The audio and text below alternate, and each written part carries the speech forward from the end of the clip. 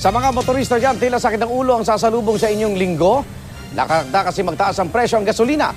Pero posible namang mag-rollback ang presyo ng diesel at kerosene. Darito ang report.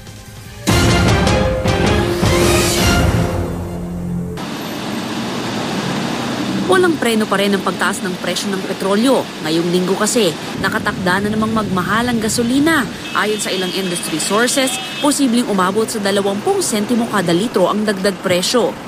Pero ang good news, posibleng bumaba ng 20 sentimo kada litro ang presyo ng diesel, 15 sentimo kada litro naman ang rollback sa kerosene.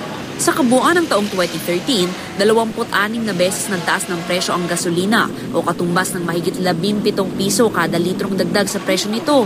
Habang 20 beses lang ito nag-rollback, nakatumbas naman ng 14 na pisong bawas.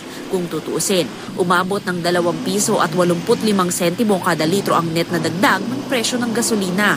Ang diesel naman, 25 beses nagtaas ng presyo noong 2013. Katumbas yan ng 14 na piso at 65 sentimong dagdag presyo. Sa parehong taon, 17 beses naman bumaba ang presyo nito, katumbas lamang ng 10 piso at 75 sentimong bawas presyo. Ibig sabihin yan, tumaas ng 3 piso at 70 sentimo kada litro ng diesel noong nakaraang taon. Pero ang transport group na akto, binaliwala lang ang posibleng bawas presyo sa diesel. Pampalubag loob lang daw ang napipintong rollback.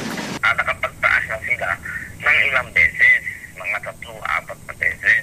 Kaya yung sistema na ibababa nila ngayon na 20% tabot, hindi pa rin yan makatarungan. Hindi rin katanggap-tanggap ang napipintong rollback para sa grupong Piston. Nagkakasan na raw sila ng kilos protesta ngayong linggo laban sa mga kumpanya ng langis. Para sa unang balita, Mav Gonzalez reporting.